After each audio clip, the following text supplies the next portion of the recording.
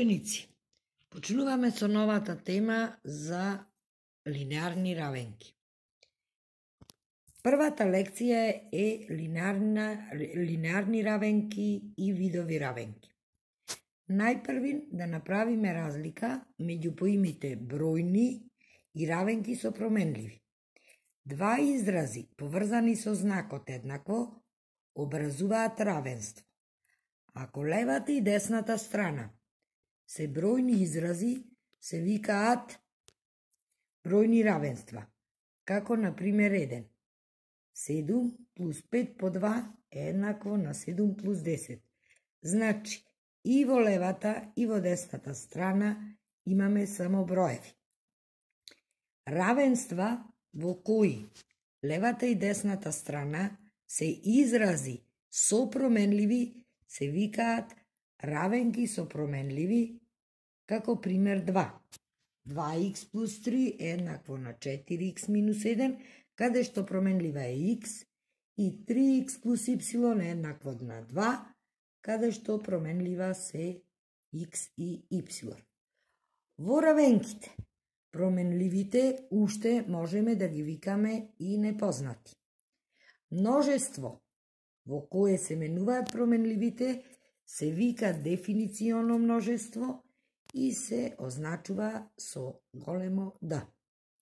За некои вредности од дефиниционото множество, равенката преминува во точно бројно равенство, како што е прикажано на пример 3.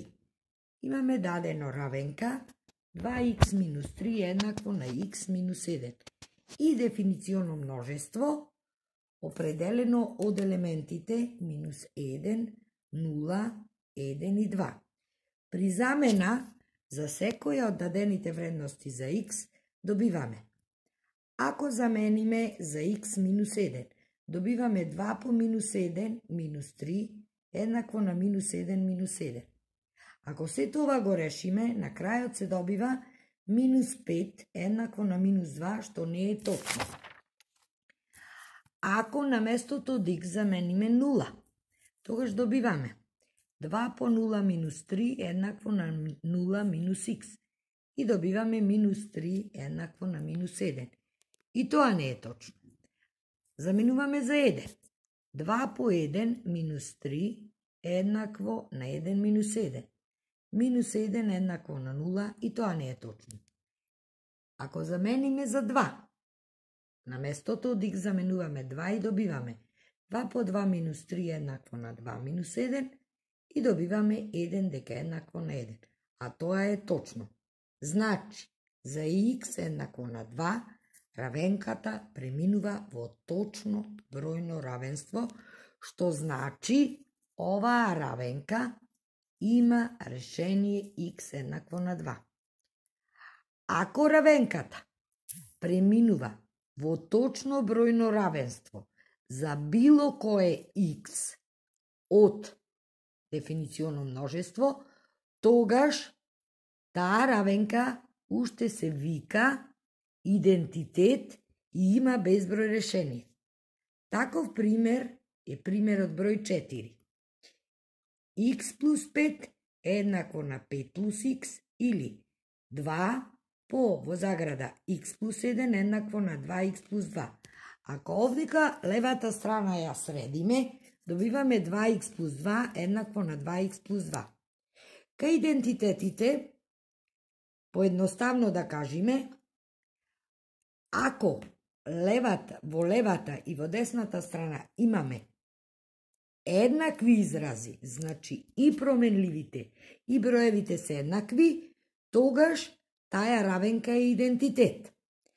Ако пак променливите по левата и десната страна се еднакви, а броевите различни, тогаш таа равенка е невозможна или противречна, што значи таа равенка нема ниту едно решение.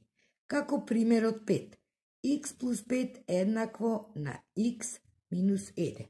Гледаме дека лево и десно променливите се еднакви, лево е х и десно е х, меѓутоа бројките лево е плюс 5, десно е минус 1. Сите други равенки имаат по едно или повеќе решение по зависност од степенот на непознатата. Сега малку и за видови равенки. Равенките можат да се поделат според бројот на променливите или непознатите и според степенот на променливите. Според бројот на променливите се делат на равенки со една непозната, значи една променлива, со две променливи, три променливи и така натаму. Тоа се представува на примерот 6. Првата равенка 2x плюс 3 еднакво на x минус 7. Таа равенка гледаме дека има само една непозната и таа е равенка со една непозната. Втората равенка 2x плюс y еднакво на 4. Имаме две променливи. Променливи се x и y. И таа равенка е равенка со две непознати. Третата равенка x плюс y е еднакво на 2z минус 3. Гледаме дека овде имаме три променливи x, y и z. И оваа е равенка со три непознати или три променливи. Според степенот на променливите, значи според степенот на непознатите, равенките можат да се поделат на равенки од прв степен или математички линеарни равенки, равенки од втор степен или квадратни, равенки од трет степен кубни, равенки од четврт степен биквадратни и така натаму. Како што е представено на пример 7. Првата равенка е 2x плюс y еднакво на 1. Гледаме дека непознатите се од прв степен, значи таа е линеарна равенка, и гледаме дека во равенката имаме две променливи. Значи, оваа равенка е линеарна равенка со две непознати. Втората равенка, x на квадрат плюс 2 еднакво на 5x. Гледаме дека равенката има една променлива, меѓутоа променливата е од втор степен. Значи, оваа равенка е квадратна со една непозната. Третата равенка, 2x на трета плюс 3x минус 5 е еднакво на 0. Оваа равенка е од трет степен и има една непозната. Значи, равенкава е кубна со една непозната. И последниот пример, x на четврта минус xy плюс 3 е еднакво на 2. Непознатата е од четврт степен, значи е биквадратна, имаме две променливи и оваа равенка е биквадратна со две непознати. Ние понатаму ќе ги изучуваме линеарните равенки со една непозната и начинот на нивното решавање. За оваа лекција, за домашна, треба да се дадат следните дадени задачи до понеделник до 19 часот.